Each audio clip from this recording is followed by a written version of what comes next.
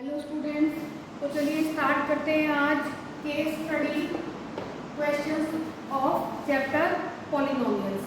तो polynomial chapter के जब हम केस स्टडी करेंगे तो वन बाय वन करेंगे। मैंने पहले फर्स्ट केस स्टडी लिया है, इसमें सामने आपके क्वेश्चन लिखे हुए हैं। आपको ये बताया हुआ है कि जब भी हम ये वाले क्वेश्चन पढ़ेंगे तो स्टार्टिंग में इसका जो केस दिया रहता है, जो भी थ्योरी शुरू में दी हुई होगी वो आपको स्टडी करना है अच्छे से।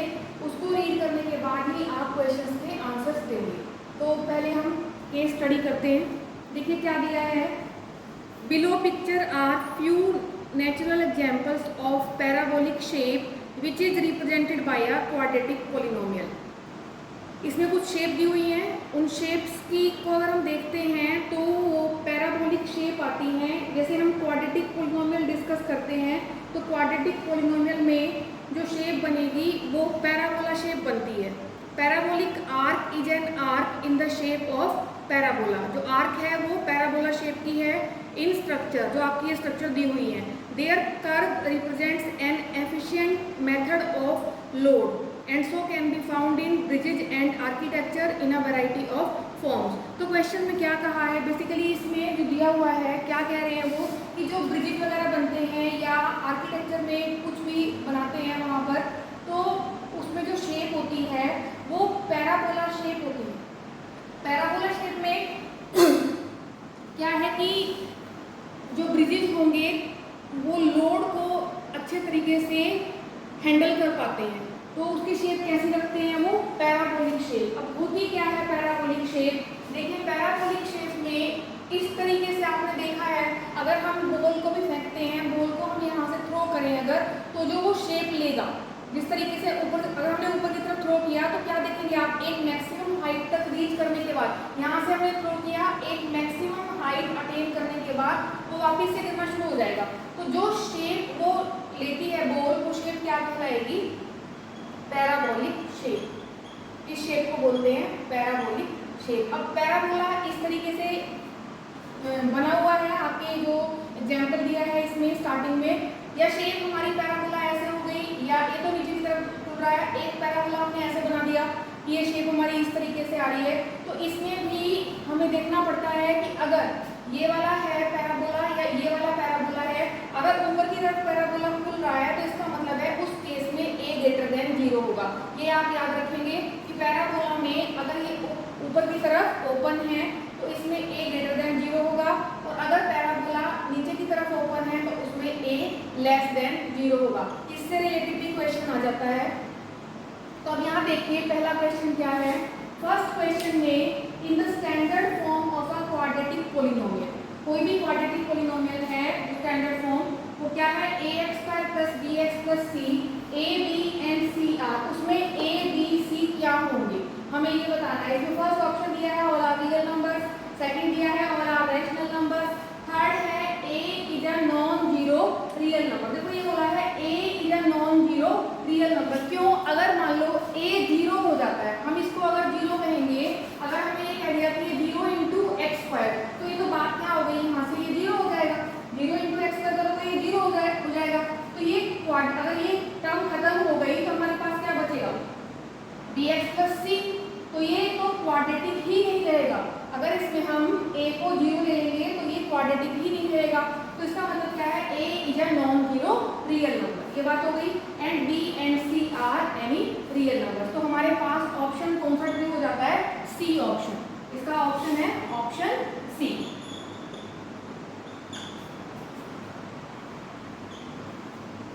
इस तरीके से आप फर्स्ट क्वेश्चन कर लेंगे, क्योंकि हम अगर बताया यहाँ पे 0 की आप इससे मल्टीप्लाई करके मान लो अगर ये 0 है तो ये क्वाड्रेटिक ही नहीं रहेगा अगर 0 हो जाता है तो।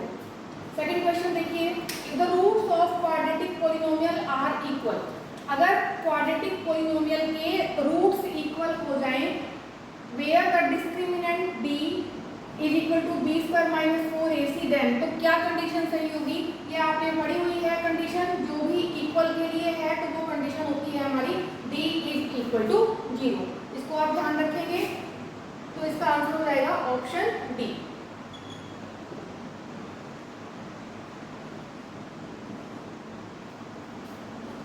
इक्वल के लिए कंडीशन है d इज इक्वल टू 0। इस तरीके से हमारा ये सेकंड क्वेश्चन कंप्लीट हो गया।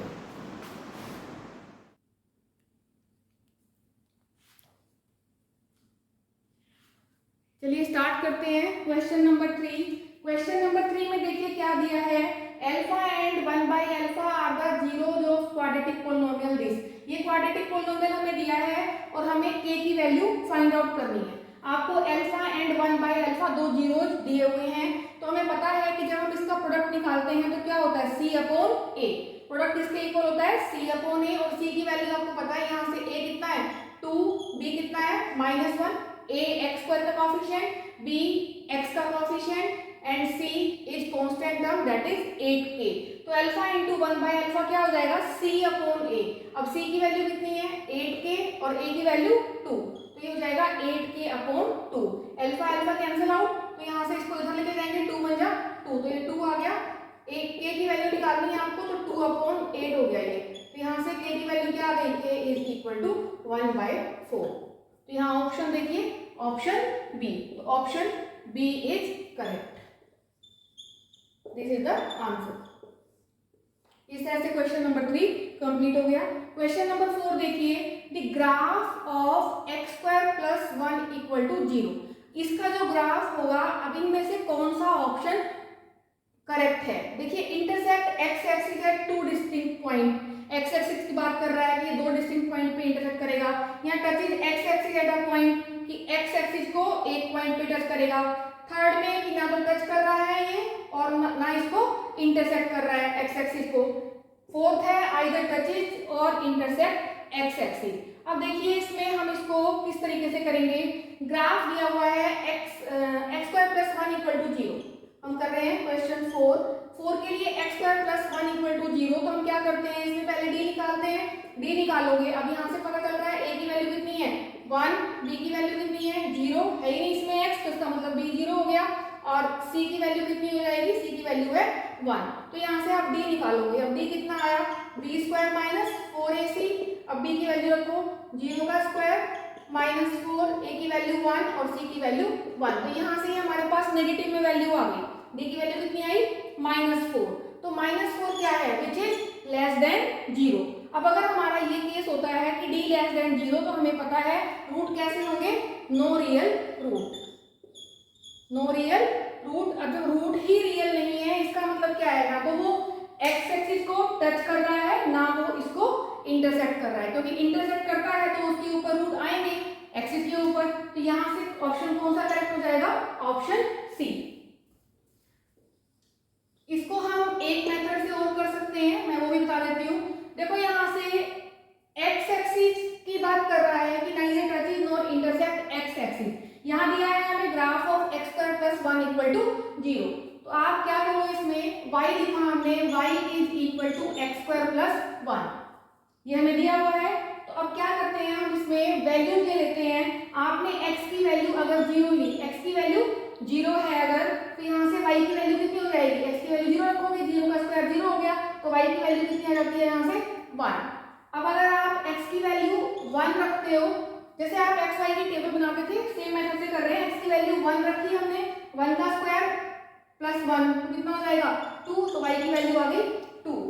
x की वैल्यू हमने अब -1 ले ली, -1 का स्क्वायर करोगे तो 1 आएगा, 1 प्लस 1 कितना हो गया 2। तो हमारे पास x को 1 ले रहे हैं तब भी 2 आ रहा है, -1 ले रहे हैं तब भी 2 आ रहा है। अगर हम इसको रफली प्लॉट करते हैं इसके ऊपर जो ग्राफ है, तो यहाँ पे देखो आप x लेते हो, यहाँ पे x डैश, यहाँ y और यहाँ y डैश। तो हम अगर इसे प्लॉट करते हैं, ये 0 है, यहाँ मैंने 1 ले लिया, यहाँ 2, यहाँ -1 -2, ये 1 हो गया, ये 2 और ये -1 -2, इतना जितने की जरूरत है हमने उतना प्लॉट कर लिया है। अब यहाँ देखिए आप x की वैल्यू 0 है, 0 पे कितना है 1, तो x की वैल्यू 0 हो गई, 0 पे 1 आ गया, तो ये वैल्यू 0 पे 1 आया, ये वाला पॉइंट आ गया। अगला क्या है, x की वैल्यू 1, y की वैल्यू 2, 1 पे कितना आया 1 पे 2, तो यहाँ पे आ गया ये।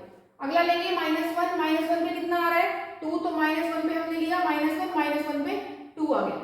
तो अब देख रहे हो आप कि ग्राफ जो बन रहा है, अगर मैं इसको ज्वाइन करती हूँ तो ये कुछ इस तरीके से जा रहा है, हम ज्वाइन करेंगे इसको तो कुछ ये इस तरीके से जाएगा, ठीक है। उसके बाद अगर आप और पॉइंट लोगे, अगर हम और पॉइंट लेते हैं तो ये ऊपर की तरफ और पॉइंट आ जाएगा, कुछ पॉइंट लेंगे, इधर आ गया, फिर पॉइंट ऊपर लिया और कुछ पॉइंट आ गया यहाँ पर, फिर इधर आ गया। इस तरीके से शेप कौन सी दे रहा है, आप यहाँ शेप देख रहे हो, शेप कौन सी आ रही है, पैराबोला शेप आ रही है।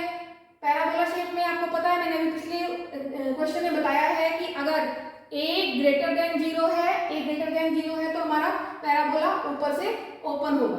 तो इस तरीके से यहाँ से आप ऐसे भी निकाल सकते हैं। आप देख रहे हो कि ना यहाँ पे ये एक्स एक्सिस को टच कर रहा है, बात क्या है यहाँ पे आएगी, देखो नाइदर टचेस नॉर इंटरसेक्ट, ना तो ये एक्स एक्सिस को टच कर रहा है क्योंकि ये 0 से ऊपर 1 पे ही आया है यहाँ पॉइंट, तो ये टच नहीं कर रहा है इसको, ना ये इसको इंटरसेक्ट कर रहा है। तो आप चाहे ऐसे समझ लें इस क्वेश्चन को, चाहे आप ऐसे समझ लें, जो भी आपको इजी लगे।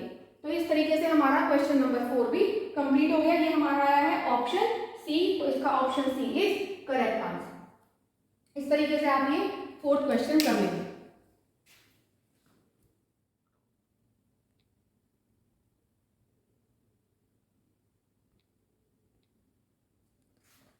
चलिए स्टार्ट करते हैं क्वेश्चन नंबर 5।